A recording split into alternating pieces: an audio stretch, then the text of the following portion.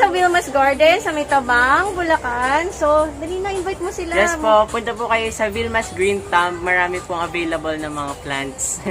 Magaganda plants nila at magaganda ang pots niya. At maganda siya. Oh. Good morning guys! Welcome back to my channel. So ngayon ay samahan nyo kami na magpunta sa Bulacan para mag-hunt ng mga halaman.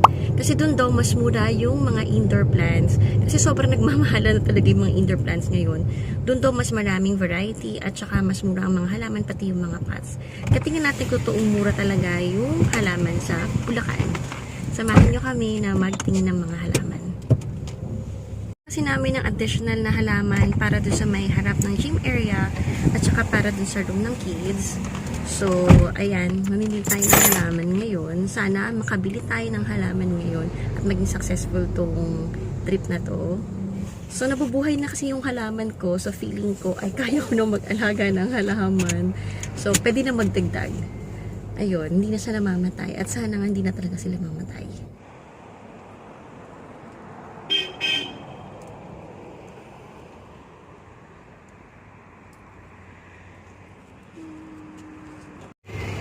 So, ito yung mga outdoor plants nila. Ayan.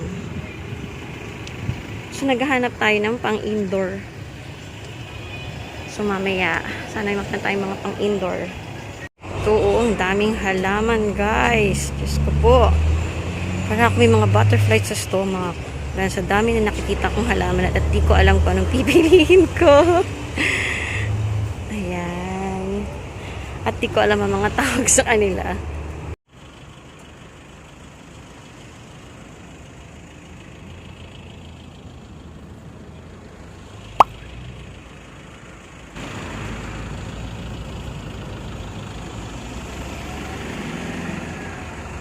Ito naman yung mga pots.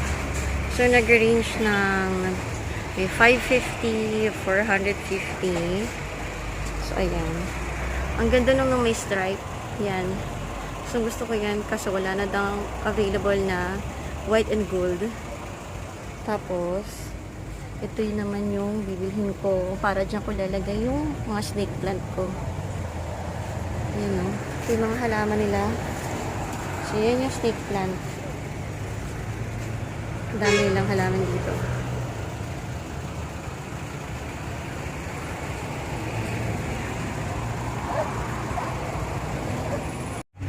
So, ayun na yung mga pots natin.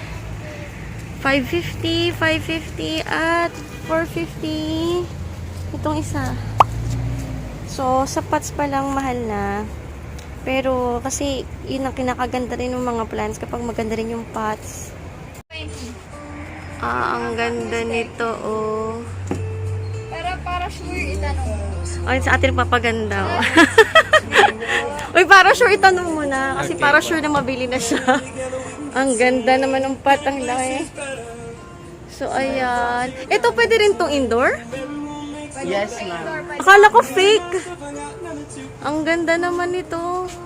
Pwedeng indoor talaga? Hindi mamamatay? Di po. Kaso gagapang siya sa buong bahay. Ganda naman. Ayan na, yung snake plant. Ano pangalan ng store nyo? Wilma's Green Thumb po. Ayan, pag gusto nyo ng plants, punta kayo sa Wilma's Green Thumb. Dito sa Tabang, Bulacan. Pero itong CC plant ko, sa iba ko ito nabili. Pero yung mga pots, lahat dito ko binili. Tsaka itong ating photos na ihahang natin na nakamakrame. Ang ganda talaga nito, parang fake, oh. So, ayan, pinaparipat ko na rin yung ibang plants. Kuya, pwede daw ba? So, ayan, nire-repat ni Kuya yung ating CC plant. Kasi hindi tayo marunong mag-repat. Hindi siya, ah. Excuse me lang. May sa Wilma's Garden, sa may Tabang, Bulacan. So, dali na, invite mo sila. Yes po, punta po kayo sa Wilma's Green Thumb. Marami pong available na mga plants. Magaganda plants nila at magaganda ang pots niya. At maganda siya, oh.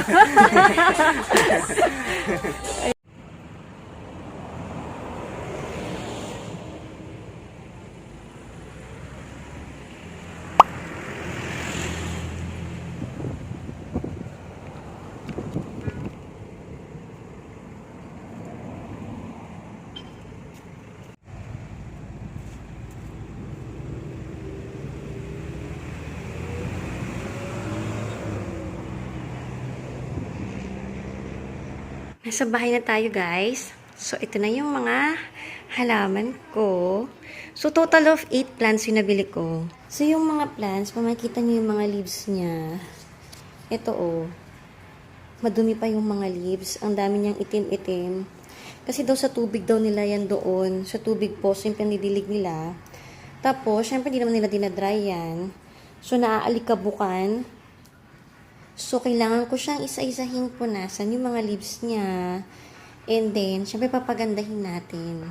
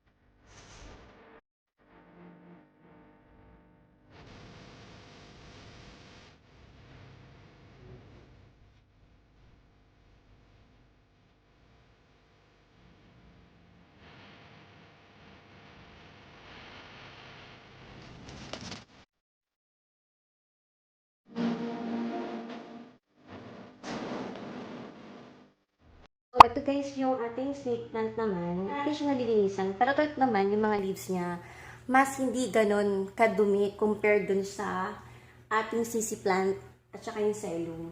Pero, ayan, maalikabok pa rin siya. Kasi yung bilhin natin ng plant, nasa highway talaga siya located, yung alikabok sa daan, kaya ang dudumi ng mga leaves. So, ayan, pupunasan natin. And then, papakintabin din natin yung dahon niya. Ganti siya ng pang lip shine natin. So, actually, yung pang lip shine na ginagamit ko is either yung egg white or yung mayonnaise lang. Pwede nyo ipahid sa leaves or pwede rin kayong kumamit na VCO. Ayan, pwede nyo gamitin yan para mag-shine yung leaves ng mga halaman ninyo. So, ayan, samahan nyo na ako. Linisin na natin to. Madami-dami itong pupunasan ko. Actually, yung sisi, natapos ko na siyang linisin. Pero siya yung pinakamadumi talaga yung leaves. And ang dami niyang leaves, so mas matrabaho siyang gawin.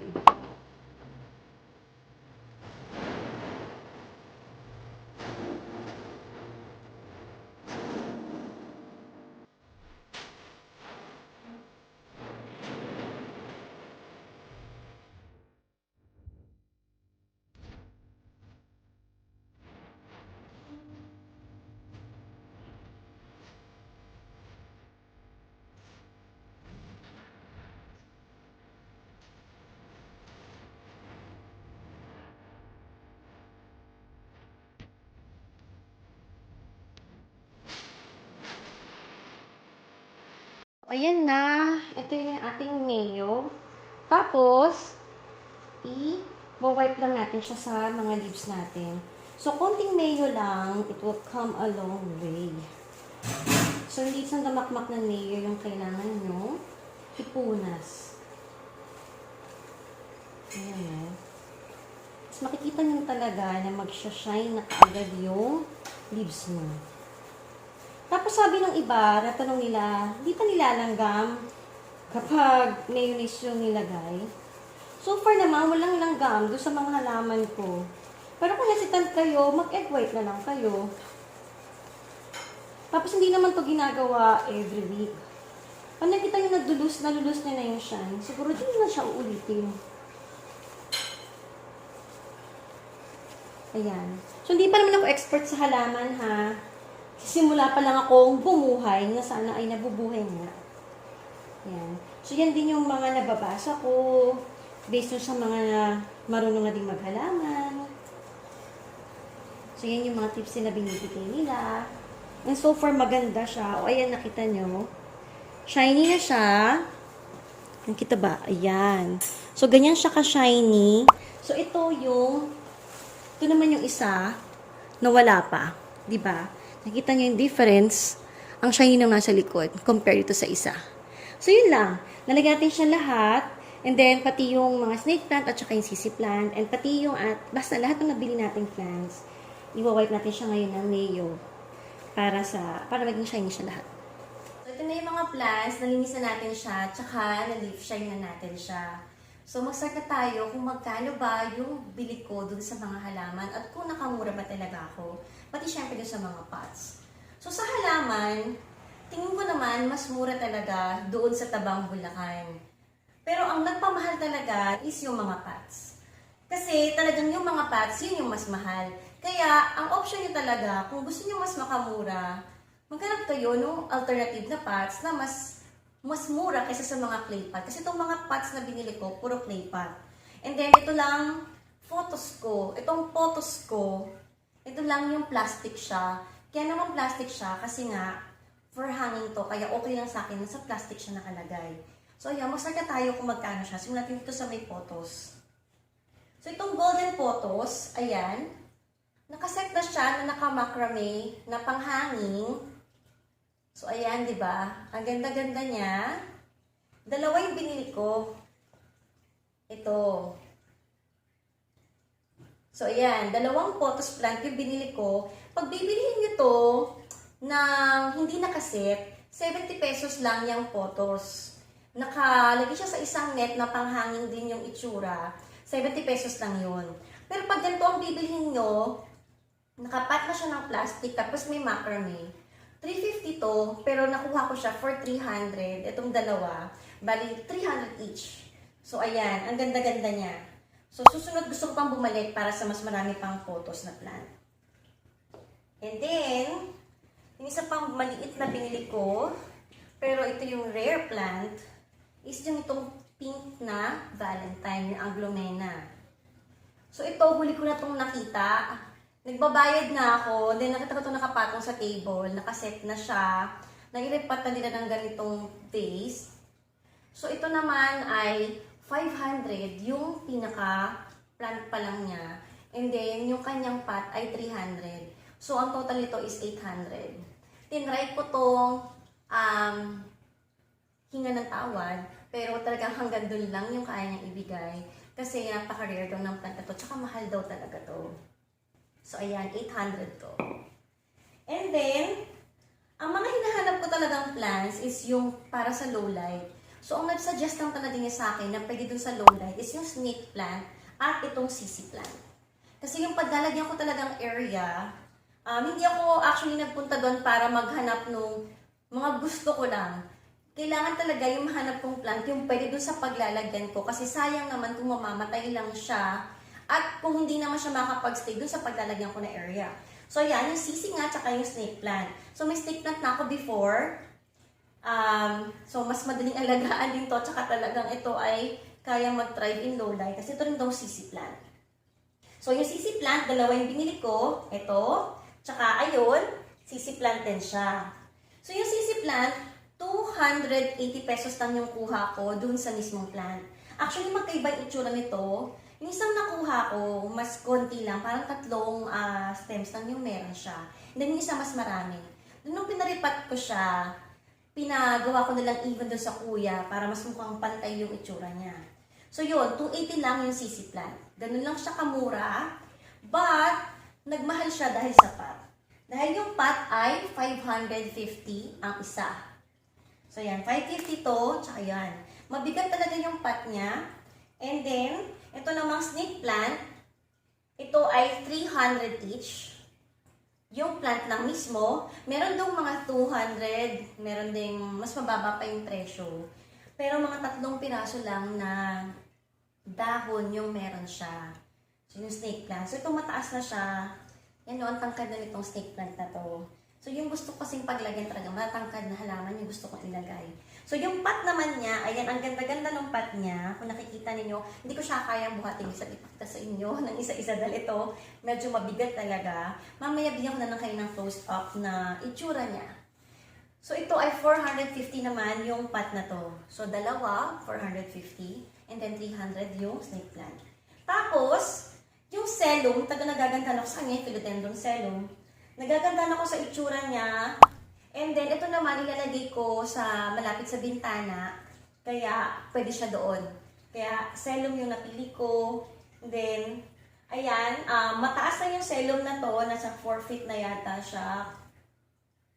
Ito ay 600 pesos pero nabili ko for 550 only. Meron kayo mabibili doon ng mga 250 lang. May mga ganong range. May 250, may 350. Pero yung mga maliliit lang talaga na celum. Yung gusto ko talaga, yung mataas. Para mas kitang-kita siya. Kahit isang piraso lang siya doon sa isang kwarto. Maganda na siya. Tapos yung pot naman niya, itong stripe na black and gold. Actually gusto ko niyan, yung puti sana at saka gold. Kaso wala nang stock. So, yan na lang kinuha namin. Hindi na namin kung mapipinturahan namin or kung babagay naman dun sa area na paglalagyan namin. Okay na yan siguro na maging black and gold siya. So, 550 din yung pot nito. So, yun lang ang mga nabili natin sa Tabang, Bulacan. Yung pinagbilhan ko, mostly ng mga halaman ko is yung Wilma na garden. So, minsan mas makakatipid talaga kayo kung bibili kayo sa iisang store. Kasi mas bibigyan nila kayo ng discount kung doon nyo bibilihin lahat. Pero yung ibang plants ko, kasi wala sila nitong sisi at saka nitong celum, sa iba ko siya binili. Pero since tatlo din naman siya, nakahingi pa rin ako ng discount para sa mga plants na yan. So itong the rest ng plants ko, yung snake plant, itong mga photos ko, at saka itong aking pink na Valentine, doon ko rin binili sa binilhan ko ng mga pots para mas mabigay nila sa mas mababang presyo. Actually, doon sa may Tabang, paglabas niyo pa lang pag-exit niyo ng Tabang, sunod-sunod na yan, yung mga halaman nandoon. So, mamimili na lang kayo kung saan niyo gusto. Pwede kasi hindi niyo makita yung hinahanap niyong halaman sa iisang store. Tsaka, syempre, kailangan yung pumili kung ano yung magaganda. Kasi hindi naman sila yung tipong talagang lahat ng naka-display doon, magaganda na yung itsura. Kailangan yung mamiling maigi, hindi nyo maigi yung dahon, kung ano yung maganda. Pero tulungan naman din kayo nung mga staff doon na maghanap kung ano yung mas maganda. Tsaka syempre, konting PR na sabihin nyo na tulungan kayong hanapin ano ba yung mas maganda yung itsura, yung mas malinis yung mga dahon. At saka ang pinagkaiba lang pag doon kayo bibili syempre, compare doon sa last na nag-plant haul ako, mas malinis na yung dati kong in-order. Pagdating dito sa bahay, wala ka nang gagawin kundi tignan na lang yung kagandahan ng mga plants. Ito, pinaripat ko pala to ha. Pinaripat ko to, bumili ako ng loam soil na may fertilizer na 80 yung per bag. So, nakadalawang bag ako ng loam soil na yon. So, yun, pinaripat ko tong mga halaman na to. And then, magbigay na lang kayo ng tip dun sa mag-ripat ng halaman ninyo. Para naman konting pakonsuelo kasi, syempre, pinaganda rin niya yung halaman. And then, yung una ko nga nabili, ayun, pagdating nandito sa bahay, nakaripat na, malinis na yung mga dahon, makintab na rin siya, talagang i-display nyo na lang siya sa bahay nyo at ipipresto nyo na lang siya.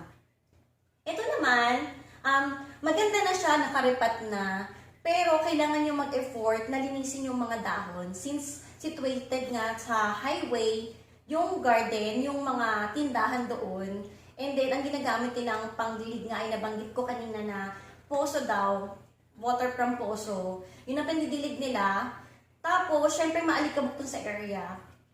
So, lahat ng mga dahon ay sobrang kapal ng alikabok. Lalo na yung sisi, sobrang kapal talaga ng alikabok nito. Ang dumi-dumi ng towel na pinamunas ko sa kanya. So, yun lang naman. Malaki ang matipid ko dito. Mas mura tong mga nabili ko compare sa unang mga nabili ko mga plants. Pero yung extra effort, kailangan nyo magbigay para malinis nyo yung mga plants ninyo. So that's it for today, guys. Thank you so much for watching. Sana ay na-enjoy nyo itong ating plant haul. At sana nabigyan ko kayo ng konting idea kung paano nyo aalagaan yung mga halaman nyo. Next time, sabihin nyo sa akin pag gusto nyo pa ng mga konti pang tips sa pag-aalaga ng halaman. Or, tulungan ninyo ako, bigyan nyo rin ako ng tips kung paano pa alagaan itong mga halaman ko para namang mas mabuhay pa sila. Yung una kong plant, nakaka 1 month na sila at okay na okay pa rin yung itsura nila.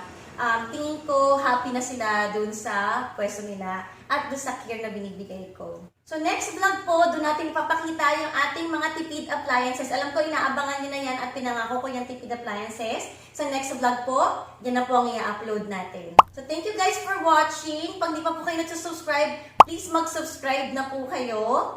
And thank you po dahil 9,000 subscribers na po tayo. Sana po ay mag 10,000 subscribers na po tayo at abangan nyo. Magpapag-giveaway po tayo kapag naka 10,000 subscribers na po tayo. So again, thank you so much for watching and see you in my next vlog. Bye!